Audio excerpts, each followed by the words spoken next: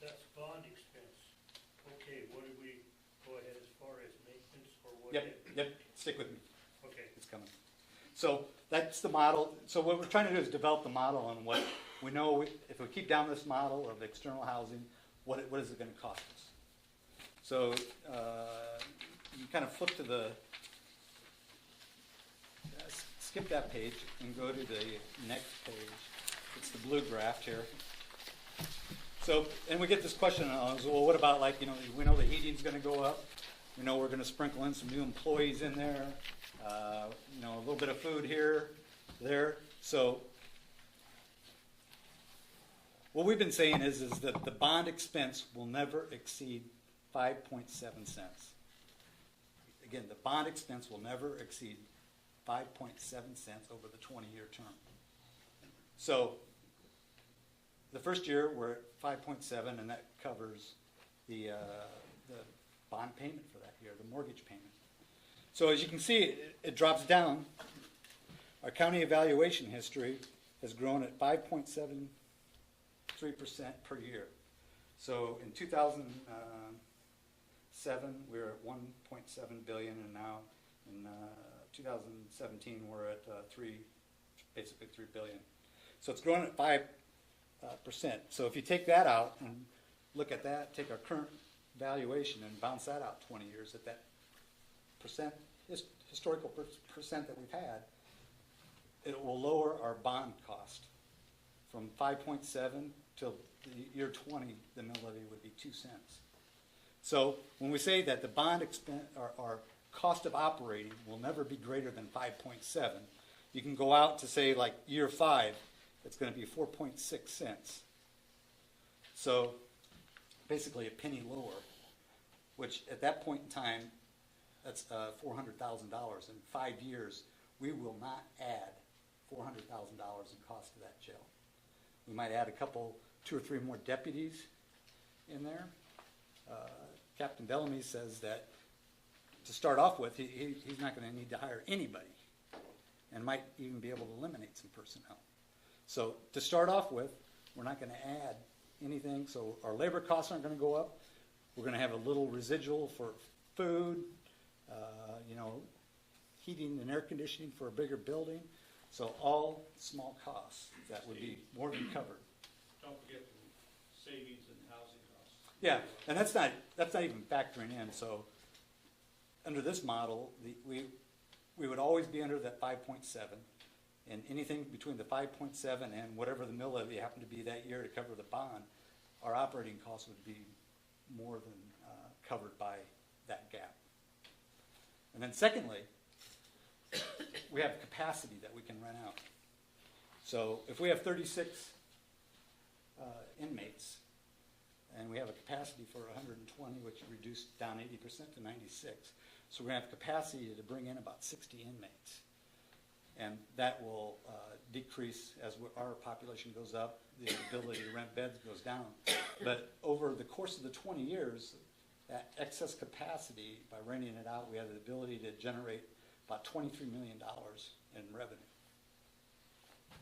So it's this gap between the 5.7 and the mill levy and that $23 million in rent revenue will more than cover any additional add-on expenses of labor, food, clothing, anything.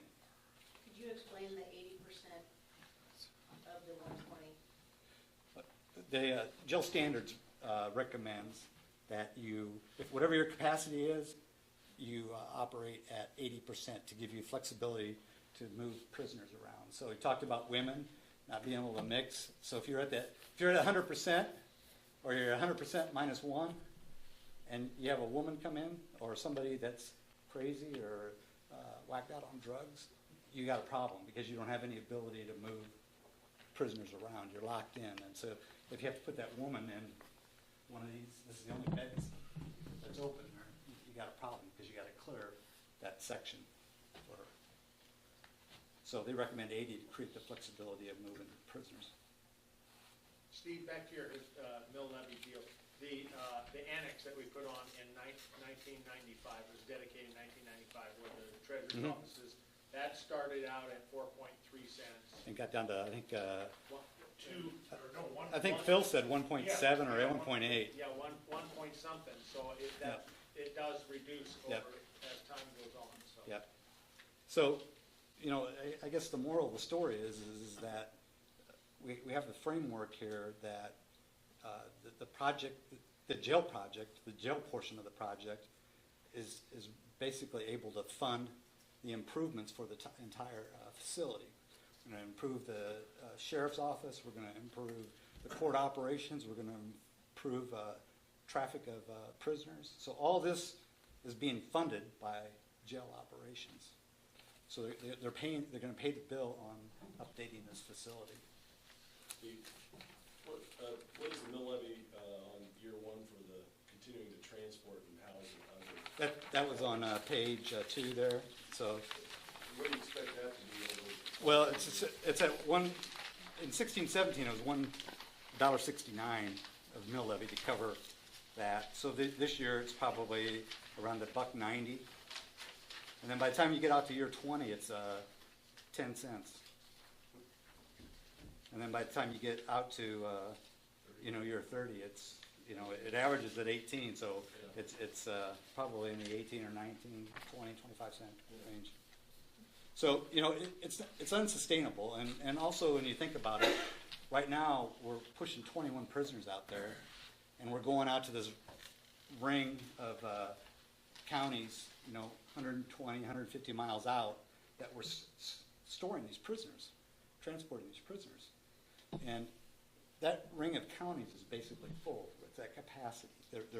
They don't have more beds for us. So as we move up into the 30 range, and we have those another 9, 15, 20 prisoners that we got to move, we're going to have to go out another ring out. So instead of going out 120 miles, 150 miles, we're going to have to go out 175, 225 miles out. So, and then it just gets more and more complex, because instead of going to 3 jails, you're going to 6 or 7.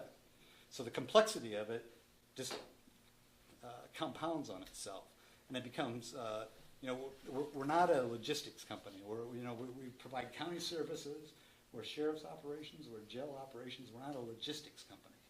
So continuing to push prisoners out across the whole state turns us into a logistics company. And as you get out to, when we're having to house, year 20, 94 prisoners, we're probably going to have to set up shop, in Kearney. We're going to have to rent some space. We're going to have to put some jail cells in there. We're going to have to, it's like a trucking company. You have to have a terminal out there to exchange goods, you know what I mean? Exchange prisoners.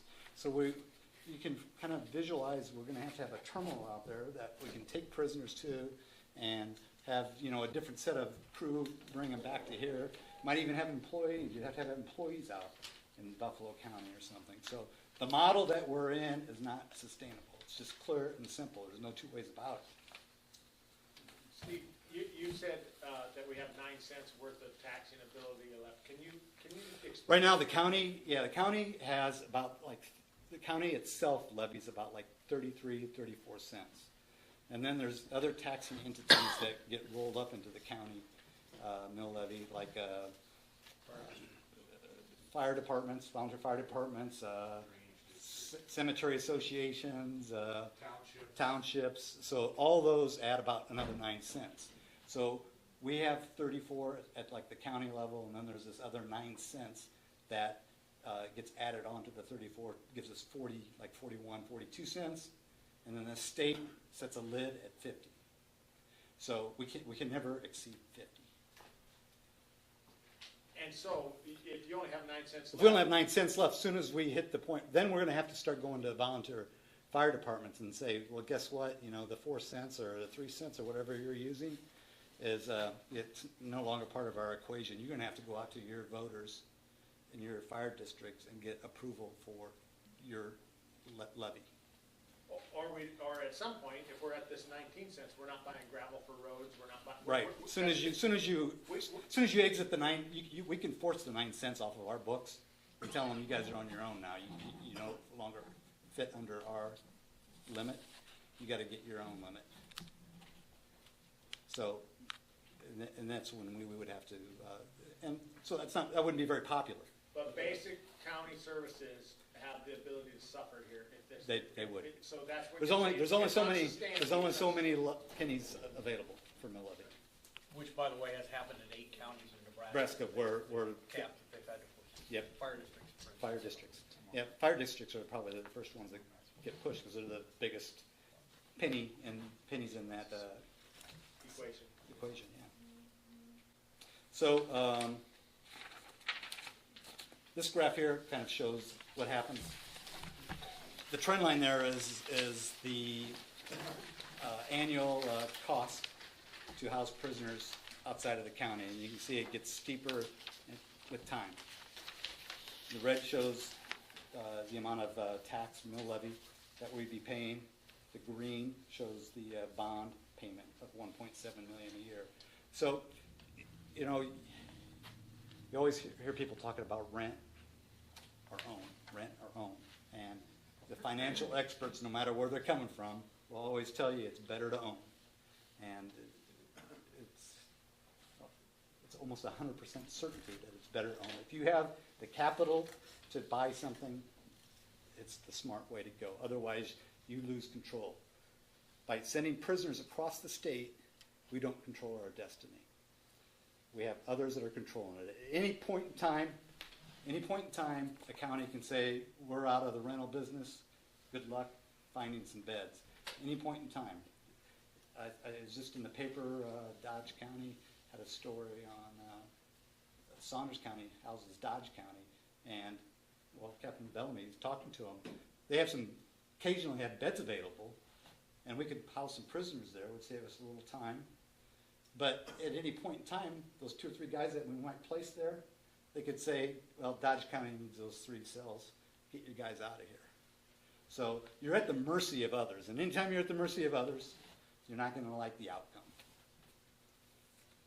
Cost escalations can happen on a whim. You know what I mean?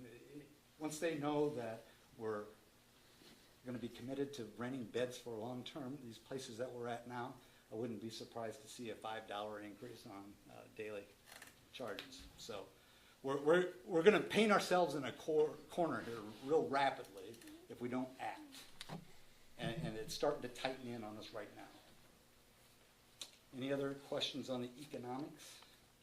John? Have we, we've talked, or I've heard things about when you house prisoners outside counties, that the other counties tend to be a little more spendy with the medical bills because they don't want to have any liability when you're housing some of Yep. these prisoners. If they just got a tummy ache off, they go to the emergency Right. room. There's no skin in the game for them. Right, they want to make sure they don't have any Yeah. liability, right? Yeah. So that's another thing that's kind of hard to put a finger on it. Yep. I've seen, I've read articles where that's becoming more and more of a risk nowadays. There's an article right now, Fremar, Dodge County is experiencing escalating costs on medical bills on prisoners, and they're trying to wrap their mind around it and get control of it. So if they're not housed in your facility, you don't have any control of it. They're going to do what they do, and Saunders County is going to remove the liability from themselves, push it over to a doctor, and let the doctor make the determination. We're also at the mercy of other counties with regard to whether they take our inmates that potentially have some issues with Yep. medical or with behavior, et cetera. Yep. So, I guess long story short is, basically on the ballot you're going to have a yes and you're going to have a no. And the yes has basically a fixed cost over the 20 years. The no has an ever-escalating increase in taxes. So if you want a nice, stable payment amount, knowing that you control your destiny, knowing that you control where the prisoners are going, they're going to be in-house, and controlling your future, then bond's the way to go. But if you don't want control of your future and you don't want control of your costs and have an ever-escalating curve in the costs, then vote no. Pay more taxes, because that's what's going to happen. You'll be paying more taxes. It's as simple as that. What has our maximum inmate population been over the last couple of years? Inmate population, we had averaged 36. Got that here, I think. We averaged 36 in 16 and 17. It's down a little bit this year. And the reason it's down is both Blair Police Department and the Washington County Sheriff's Office are down employees, so they don't have as many guys out on the road, so they're not making as many arrests. So, but the last 9 years, 8, 9 years, we've averaged 11% growth across those 8 or 9 years. And there's no sign that that's going to change. In fact, you know, state laws, and our county attorney can speak to that more specifically, but the state is making laws that kind of push prisoners out of the penitentiary or slow down the flow of prisoners into the penitentiary so that they remain at the county level longer. And so it's forcing business into our facility that wouldn't have been there. We've had a maximum of 52, yeah, 52 last, about a year ago, last February, March timeframe, I believe it was, That exceeds the 80%. of the planned 60 or whatever, yes. Right. So, Wasn't that one of the reasons everybody looked at saying, well, as soon as yeah, we knew that was built, yeah. it's gonna be transported on Yeah. day one in 2-3 years. Yeah.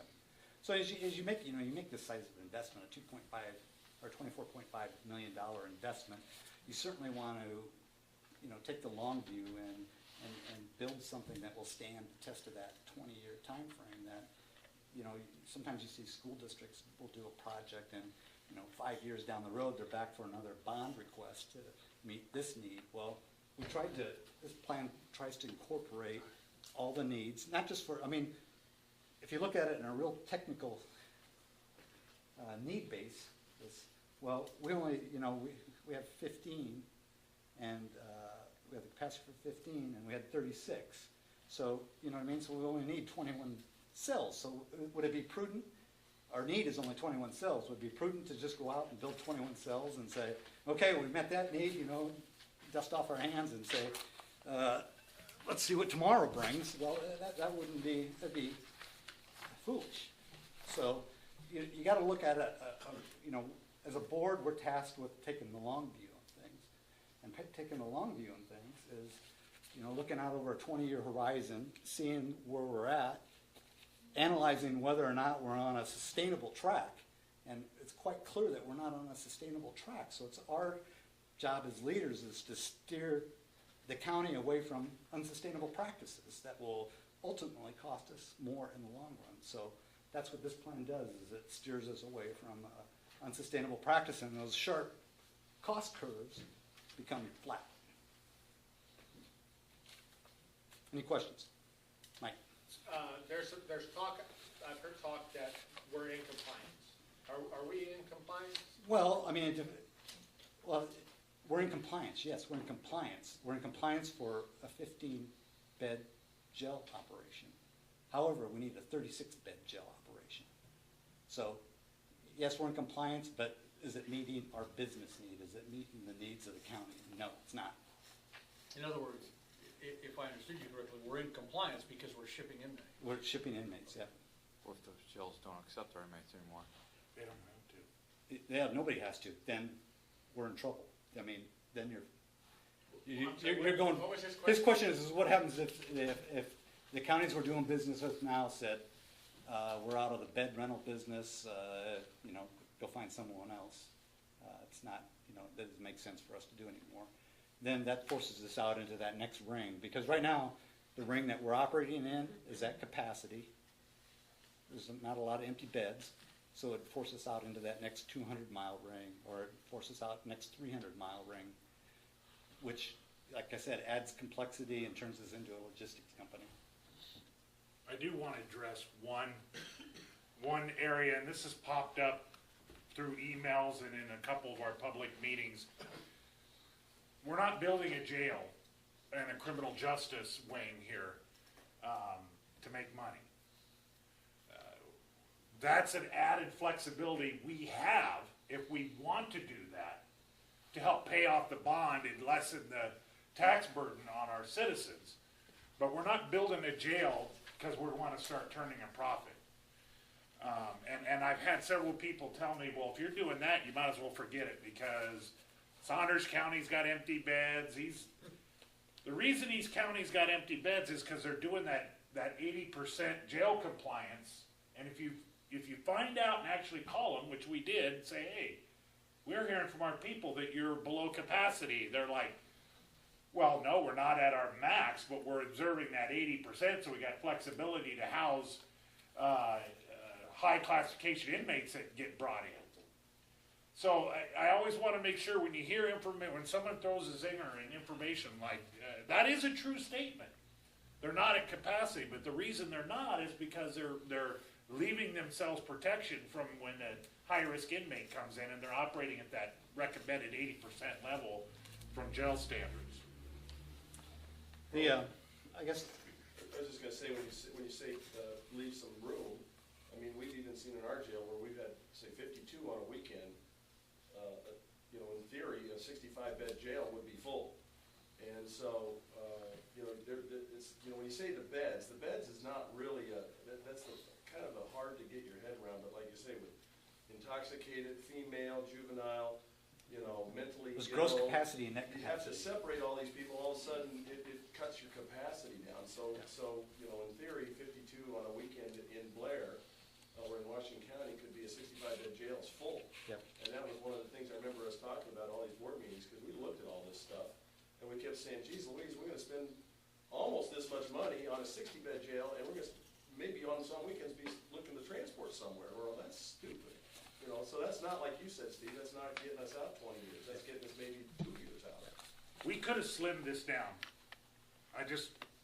We could have done this at the nickel tax, which we wouldn't even be sitting here right now.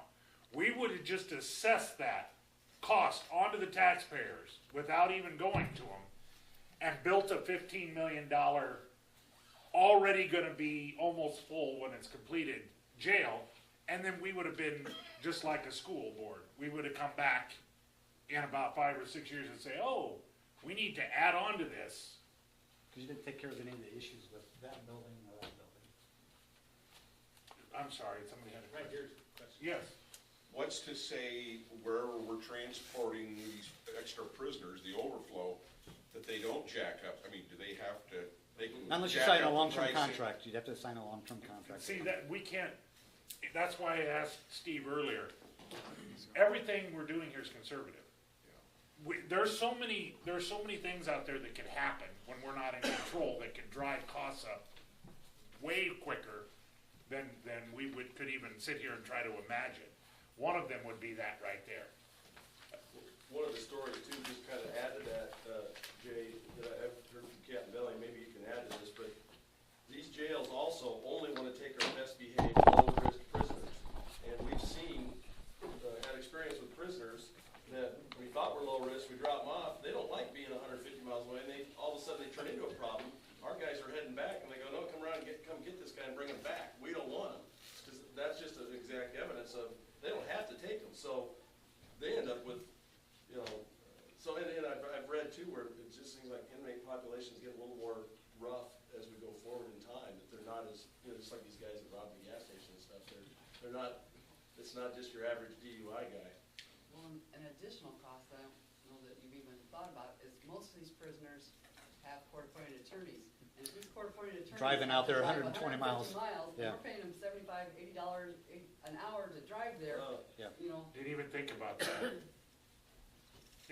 That's why I say we took it conservatively and we're looking at a real narrow band of, okay, what does it cost to get prisoner from here to there and pay the rent there and the guy's taking them back and forth? What does that cost?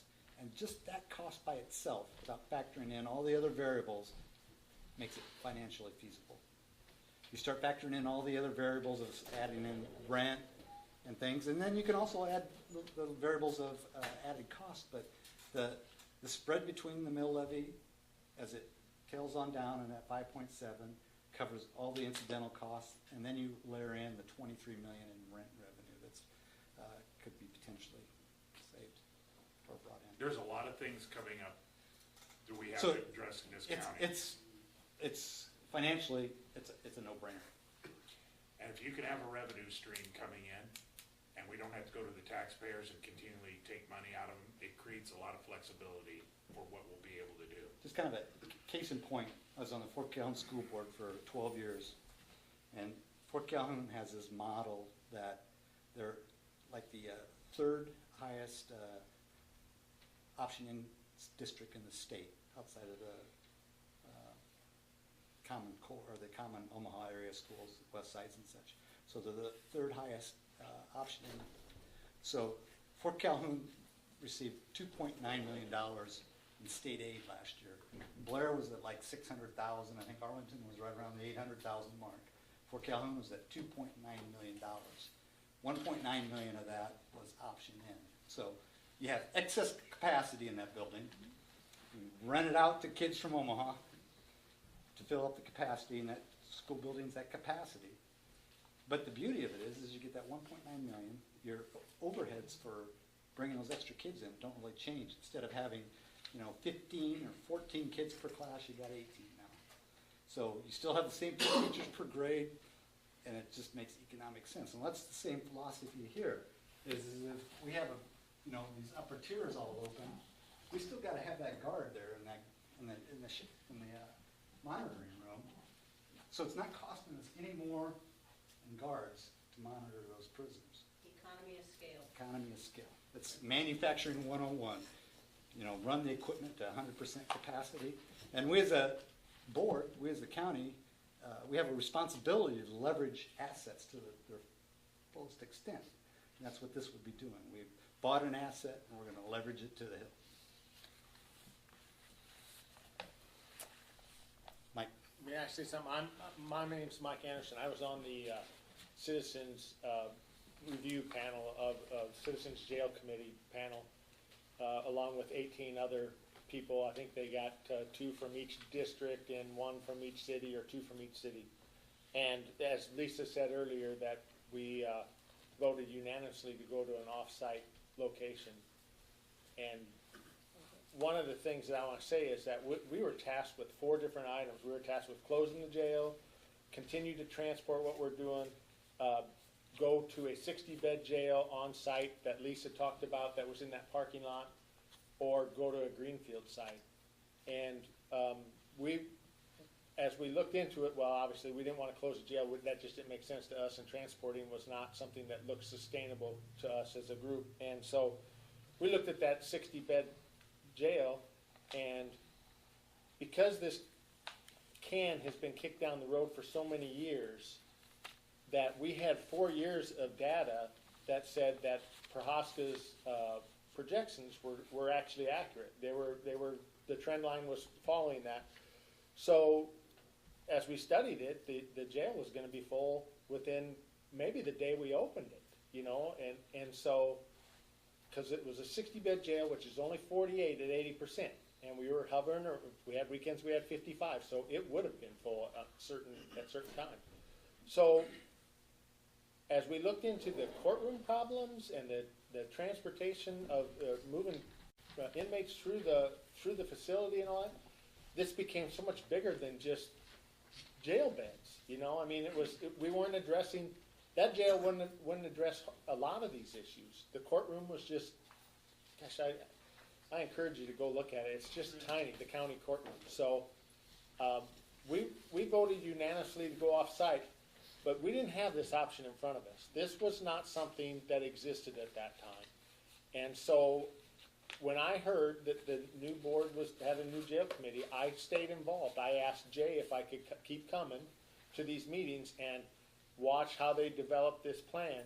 And when I first saw this plan, I said to Jay, I said, you've got a kind of a challenge in front of you to get these people back on board, and the citizens panel, because they unanimously said to go off site, but they didn't see that. And I'm not the only one here tonight.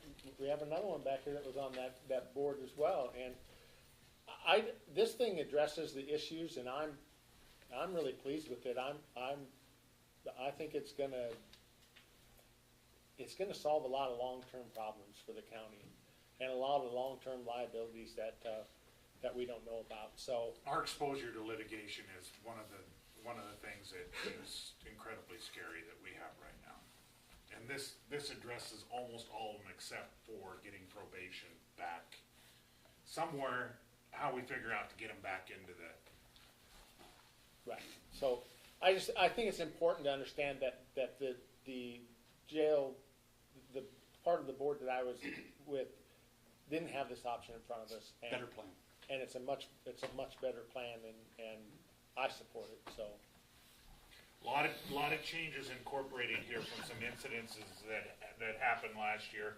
The Sally Port here, there were changes to the Sally Port that were given to the architect after, sadly, we lost Deputy Burbridge over in Pottawatomie County. We also had a transport deputy assaulted, going back and forth between Dodge and Saunders County. Thank God he was injured but still alive. We also had another incident that happened. It was in South. Was it? You told me about it. I think we had another transport incident with the deputy that happened in. Was it in southern Nebraska or Lincoln? And so, you know, here you are working on this, and those things are happening. It kind of really brings to light to you that, you know, it's real. And I don't mean to say that to scare people, but when I tell somebody I'm a fiscal conservative, and they're like, fiscal conservative, you're doing a $24.5 million bond, that isn't fiscal conservative. Well, I think if you look at the finances, it pretty much tells you why somebody that thinks, you know, Steve's history and profession is accounting. I'm business and budgets, and Lisa's been a business owner, and Andy Andreessen, who's not here tonight, is a business owner. And when we look at this, we're looking long-term, like Steve said, and what puts the county as a business in better light, and predictability on how much money we're gonna need to take in, or how much money we won't need to take in. We have the bonding from D.A. Davidson.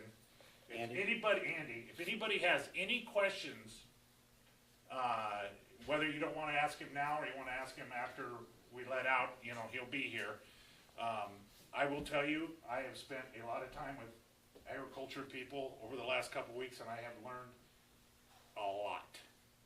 And a lot of them that I talked to were vehemently against this, because they feel like, you know, we're coming back, and we're taking them. They're the logical person, and they have to take the brunt of this. But, you know, it's like I told my cousin, who's a pretty good sized farmer over by Horn. I said, listen, long term, this is going to be beneficial for you. You know, the first couple years, it's going to sting a little bit, but every year after that, it's going to get better. And have the ability to bring revenue into the county will continue to force down what we need to pull from our citizens, including our agriculture community. Kind of one thing we hadn't really touched on is there's what you call lost opportunity, lost cost, or revenue.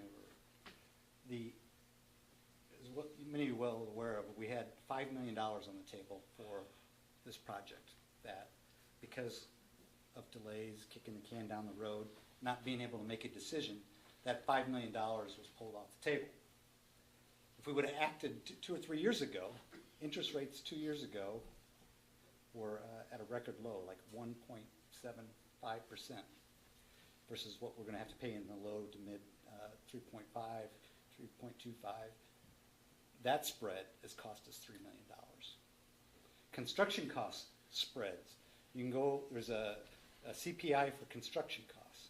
You can go out there, and if we would have built this thing 3 or 4 years ago, we would have saved $3 million. So we've cost ourselves $10 million by kicking the can down the road. So we can kick it down the road another 10 years, and will be another $10 million that we just, you know, threw away. So, you know what I mean? You can keep thinking that doing nothing is saving you money, but it's costing you. It's cost us $10 million right now. Andy, on the bond? Yeah, I think you guys did a really good job of presenting all the financials. Yeah, to kind of echo that interest rate thought, that interest rates have gone up. You know, we really hit all-time lows back in 2012, and then kind of retested those last year. And they've come up a little bit since then. But really, you know, you kind of look at the Still good. grand scheme of things, it's still not a bad time to be borrowing. Last year, the 10-year Treasury rate, I think, was around 2.4%. That's kind of what we use for a benchmark, and it's a 2.7. So they have gone up, but it's still not a bad time to be borrowing money as far as that goes. You know, we talked a lot about this, so I won't go into it too deeply, but you know, the levy is 5.7 cents in year one, and we kind of looked at what the projections would do. The levy would go down, or could go down, using the projected growth figures. Anybody wants, Yeah, we've got these in the back that kind of detail out the levy impact. The 5.7 cents is on $100,000 in valuation is $57 a year. It's under $5 a month on $100,000 in valuation. So the plan would likely be, depending on what the market looks like, to sell the bonds in increments over the course of a few years. You likely wouldn't need the money all at once. Really, the point of the vote, you know, I know we've talked a little bit about the county having potentially the opportunity to add the nickel tax and do this on your own without doing a vote. The nice part about it, if this vote does pass, voted general obligation bonds are the absolute best way to issue debt. The county's going to get a better interest rate if we do it that way. In the long term, again, that's going to save taxpayers money.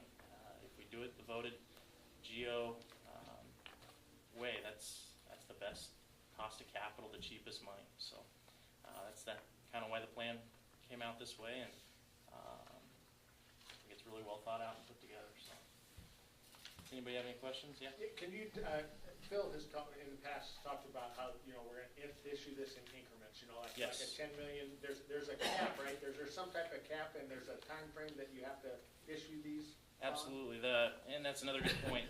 So not only with the voted general obligation bonds do you get a better interest rate than you would with what we call them a limited tax bond with the nickel tax, but also when you sell bonds, when an issuer will sell less than $10 million in bonds in a calendar year,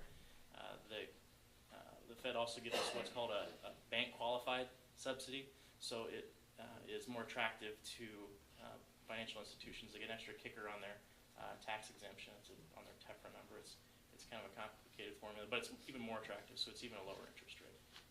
So that's why they would issue at 10, not only do we not need all the money at one time, but if we issue at 10 million increments or thereabouts over a certain amount. Not only are you not paying interest on all the money when you don't necessarily need it, but you also get a little kicker on the lower interest rate because you're only using